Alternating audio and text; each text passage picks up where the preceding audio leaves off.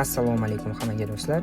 Bugungi darsimizda the most common pronunciation mistakes, ya'ni o'zbek talabalari ingliz tilini o'rganish davomida eng ko'p talaffuz qilishda qiynaladigan va xato qiladigan so'zlarni ko'rib chiqamiz.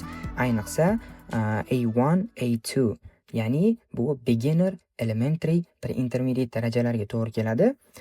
Shu darajadagi talabalar qiladigan xatolarni, aynan talaffuz qilishda qiladigan xatolarni oldindan ko'rib chiqamiz. Bu ingliz so'zi qanday aytiladi? Ayting hozir. Cankle bo'ladi, to'g'ri. Wednesday. Dub yosh bachcha ham biladi buni. Bilasiz, ingliz tilida so'zlar yozilganiday o'qilmaydi. Shuning uchun ba'zi aynan mana shu talaffuzga xos bo'lgan bir ikkita qoidalarni bilish juda ham muhim hisoblanadi. Agar ingliz tilini o'rganishni endi boshlagan bo'lsangiz, bu dars juda foydali bo'ladi, chunki siz xato qilish ehtimolingiz juda ham yuqori bo'lgan so'zlarni oldindan o'rganib olish imkoniyatingiz bo'ladi. Darsdan maksimum foyda olish uchun siz dars davomida so'zlarni albatta takrorlab turishingiz kerak bo'ladi. Demak, boshlaymiz. Silent letters, ya'ni yoziladigan lekin o'qilmaydigan tovushlar hisoblanadi yoki harflar. Ekranda ko'rib turganingizdek, bu yerda ba'zi K va W harflari qizil bilan berilgan. Bu nima degani? Siz bularni mana shunday yozilganda ko'rasiz, lekin o'qilganda tushirib qoldirishingiz kerak bo'ladi. Aynan elementary darajada juda ham ko'p uchraydigan xatolardan bittasi, talabalar mana buni know deb o'qishadi. Yo'q. Siz qachonki K va N harflari birga kelganda, siz doimo K harfini o'qimasligingiz kerak. Doim tushib qoladi. Ya'ni know emas, no. K umuman o'qilmaydi, lekin yoziladi. Bu yoqda ham mana knife emas, knife. Yana qaytaraman, qachonki K va N harflari birga kelganida siz K ni tushirib qoldirishingiz kerak bo'ladi. Keyingi so'zimizda ham mana tizza so'zi knee emas, knee. Ko'rib turganingizdek mutlaqo tushib qolyapti. Keyingi qoida W va R harflari birga kelganda siz W ni tushirib qoldirasiz. Ko'pchilik qiladigan xato write deb o'qishadi yoki wrong deyishadi. Yo'q. W tushib qolishi kerak. R harfini o'zi bilan boshlaysiz talaffuz qilayotganingizda. Ya'ni right, wrong, write emas do'stlar. Demak, keyingi guruh bu demak, ekranda ko'rib turganingizdek, bu yoqda ham mana qizil harflar bilan berilgan, qizil qilingan, bular ham tushib qolishi kerak. Climb emas, climb. B ni tushirib qoldirasiz. Comb emas, com. Xo'p, keyingi so'zimiz walk. Juda ham ko'pchilik xato qilishadi mana shunda. Hattoki B2 talabalar, ya'ni upper intermediate darajadagi talabalar ham xato qilishadi mana shunda. Walk, talk deyishadi. Yo'q. Bu yoqda L harfi tushib qolishi kerak. Walk, talk. Okay? Keyingi so'zlarimizda ham demak L harfi tushib qolishi kerak. Bularni o'qimaysiz, ya'ni would, should, could emas. Aksariyat elementary talabalar xuddi shunday o'qishadi. To'g'ri talaffuzi would, should, could. Ko'rib turganingizda L tushib qolyapti. Would, should, could. Okay? Demak, keyingi guruh. Bu so'zni allaqachon eshitgansiz. Demak, listen emas, listen. Demak, T tushib qolyapti. Castle emas. Whistle emas. Keyingisi. Xo'p, ko'pchilik qanday o'qiydi? Honest deb o'qiydi. To'g'ri talaffuzi honest. Mana bu yoqda H harfi butunlay tushib qoladi. Honest. Okay? Hour. Bu yoqda ham H tushib qolyapti. Va mana bu yoqda ham juda ham qiziq so'zlardan bittasi S tushib qoladi. Ko'pchilik Island deb o'qiydi. Yo'q. Island. What? Xo'p, siz aytishingiz mumkin, qani bu yoqda mantiq yo'q-ku, qanaqadir bir qoida yo'q-ku deyishingiz mumkin. Ingliz tili shunaqa. Ingliz tilini o'rganayotganingizda doim ham mantiq qidirishga harakat qilmang. Qanday bo'lsa shundayligicha o'rganish kerak va davom etaverish kerak. Demak, bu yoqda s harfini tushirib qoldirishimiz kerak talaffuz qilayotganimizda. Okay? Island, island to'g'ri talaffuzi. Listen, castle, whistle, honest, our, island. Endi keyingi so'zlarimiz aynan men o'zim tajribamda juda ham ko'p ko'rgan o'zbek studentlari qiladigan xatolar hisoblanadi. Ayniqsa A1, A2 darajadagilar juda ham ko'p xato o'xshadi aynan mana shu o'rganadigan so'zlarimizni. Shuning uchun e'tibor bilan ko'rishga harakat qiling. Xo'p, birinchisini o'zingiz talaffuz qilishga harakat qiling. Agar how deb o'qigan bo'lsangiz, xato hisoblanadi. To'g'ri talaffuzi how, how. Okay? How emas, how. Keyingisi where, where deb o'qiymiz. Where. Okay? E'tibor bergan bo'lsangiz, darsni boshidan buyon men W ni sal boshqacha talaffuz qilyapman. Buni hozir yana o'rganamiz. Ya'ni V bilan W ni farqi katta hisoblanadi. Buni ham ko'ramiz. Keyingisi talaffuz qilib ko'ring. Agar what deb o'qigan bo'lsangiz, xato. Juda ham ko'pchilik shunaqa o'qishadi. To'g'ri talaffuzi what, what, what. Okay? Keyingisi. Demak, talaffuz qilib ko'ramiz. Water deb o'qigan bo'lsangiz xato. To'g'ri talaffuzi water, water, water. Mana bu o'ga aylanadi talaffuz qilayotganingizda. Keyin mana bu yoqda juda ham qiziq holat bor. Bizada ingliz tilida ikkita emas, umuman aksentlar juda ham ko'p. Aksent degani bu qaysidir ma'noda shevaga to'g'ri keladi. British accent bor, ya'ni aynan Buyuk Britancha aksent bor.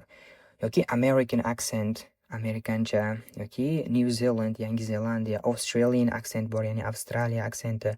Xolos, ingliz tili juda ham ko'p davlatlarni, o'sha rasmiy tili ingliz tili bo'lgani uchun aynan o'sha regionga mos bir qancha xususiyatlar bor hisoblanadi.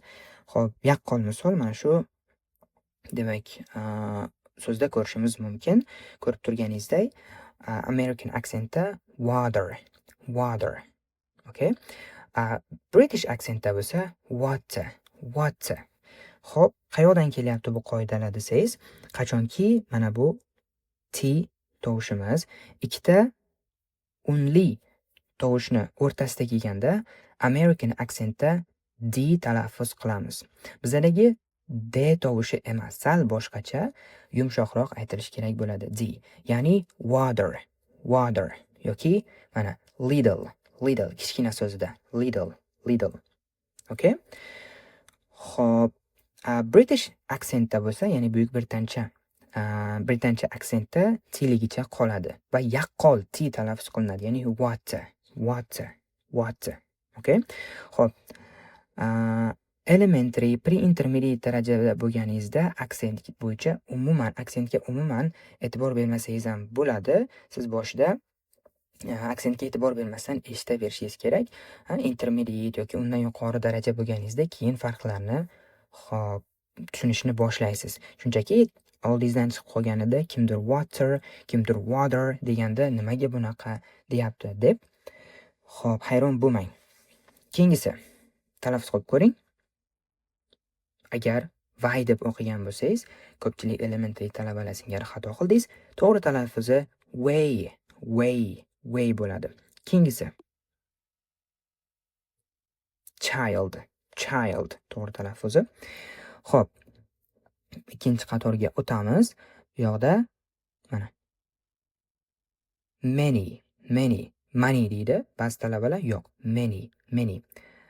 Xo'p, out emas, out. Keyingisi. Xo'p, talaffuz qilib ko'ring. Agar just deb o'qigan bo'lsangiz, juda ham qo'pol xato. Just. Kimizada shunga o'xshash so'zimiz bor. Mana ko'pchilik talabalar put deb o'qiydi. Yo'q, put bo'ladi ekan to'g'ri talaffuzi. Keyingisi us biz degani, ya. Us deyishadi ba'zi talabalar. Yo'q, us. Keyingisi Agar size deb o'qigan bo'lsangiz, xato. To'g'ri talaffuzi says, ha? She says, he says va hokazo. Xo'p, keyingisi. Agar was deb o'qigan bo'lsangiz xato. Was. Sal oga o'xshaydi, lekin aslida o emas. Konkret unaqa o tovushi emas, was emas. Was. Xo'p. Keyingi so'zlarimiz. Birinchisini xo'p talaffuz qilib ko'ring. Agar cows degan bo'lsangiz, xato. To'g'ri talaffuzi cause. Okay? Keyingisi. Shunga o'xshash so'z mana because deyishadi, yo'q. Because. Xo'p, keyingi so'zimiz kiyimlar so'zi. Talaffuz qilib ko'ring. Agar clothes degan bo'lsangiz xato. Cloth. To'g'ri talaffuzi. Xo'p, keyingi so'zimiz doubt. Bizada mana bu be silent hisoblanadi. Ya'ni oldinroq ko'rdik. O'qilmaydigan, ya'ni talaffuz qilinmaydigan harflardan hisoblanadi. Doubt. Doped emas. Xo'p, keyingi so'zimiz. Ko'pchilik buni service deydi. Yo'q. Service. Keyingisi. Aynan mana shu so'zni intermediate, upper intermediate darajadagi talabalar ham xato qilishadi. Basic deyishadi. Mana buni z o'qib qo'yishadi. Yo'q. Basic. Xo'p, esligicha qolishi kerak. Basic. Okay? Keyingisi. The emas. They. Xo'p. Answer. Mana bu yoqda W ni o'qimaymiz ekan. Answer emas. Answer. Okay? Keyingi so'zimiz. Always emas. Ba'zi talabalar always deyishadi. Yo'q. Always. Keyingi so'zimiz. Done. Don emas. Keyin donne ham emas. Shunchaki done. Okay? Keyingi so'zimiz bir so'zi. One, one emas. One. Keyingi so'zimiz shunga o'xshash. Once. To'g'ri talaffuzi shunaqa bo'ladi. Endi hattoki advanced darajadagi talabalar ham xato qilishadigan talaffuzga xos xususiyatni ko'rib chiqamiz. Ya'ni bu W va V tovushlari o'rtasidagi farqlar.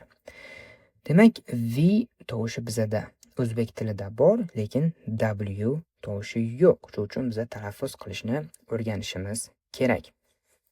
Demak, W bilan boshlasak.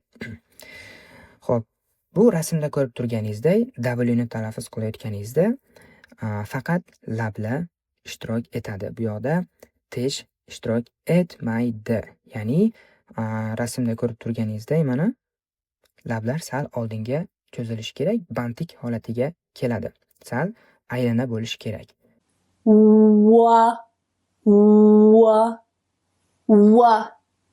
Wa. And that's the sound. Wa. The lips don't touch anything. Wa. Why, we, and when. We. Way. The emas. Water. Window. Window emas. Always emas.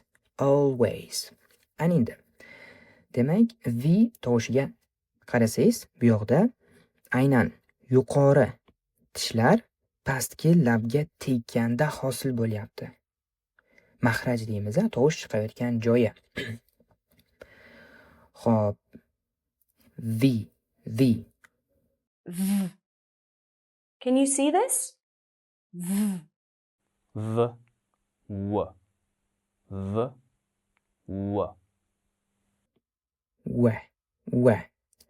V. Farqi juda ham katta.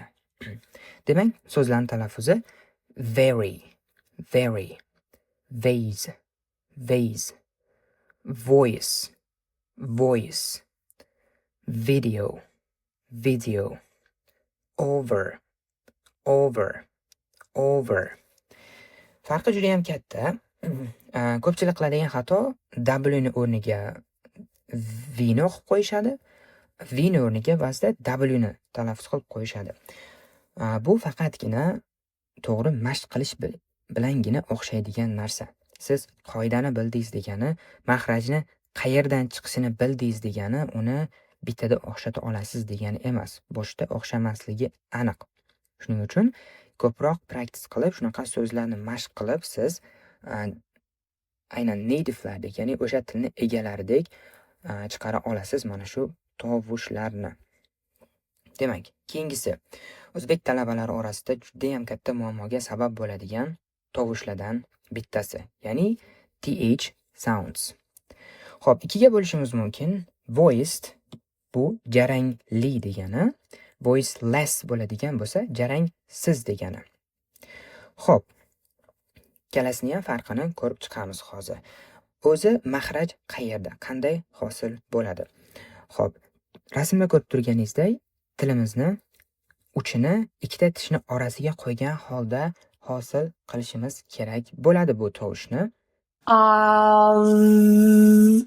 With practice, you'll be able to do it without the vowel. And that's that. Let's have a practice with some words. This, that, these, another, together, father. The car, the people, the chair. This. This, this. Three. Think. I think so. Think, through, thought, anything, healthy, monthly. Ko'pchilik qiladigan xato this, three deyishadi. Ya'ni, xo'p, o'zbek tilidagi z va s harfi bilan adashtirishadi. Yo'q, unga mutlaqo aloqasi bo'lmagan tovushlar hisoblanadi. Bu ham o'zidan o'zi o'xshaydigan tovushlardan emas, o'zbek tilida yo'q. Siz aynan ko'p praktis qilish orqali, mashq qilish orqaligina to'g'ri va chiroyli talaffuz qila oladigan demak tovushlardan bittasi hisoblanadi. Shu uchun ko'proq shunaqa so'zlarni mashq qilishingiz kerak bo'ladi. Reading qilayotganingizda oldingizdan chiqqan so'zlarni takrorlashga harakat qiling yoki listening qilayotganingizda qanaqadir audio yoki video ko'rayotganingizda shularga e'tibor berishga harakat qiling. Demak, bugungi darsimiz shulardan iborat edi. Agar dars yoqqan bo'lsa, albatta like bosib, izoh qoldirishni unutmang. Eng asosiysi kanalga obuna bo'ling. Keyingi darslarda ko'rishguncha.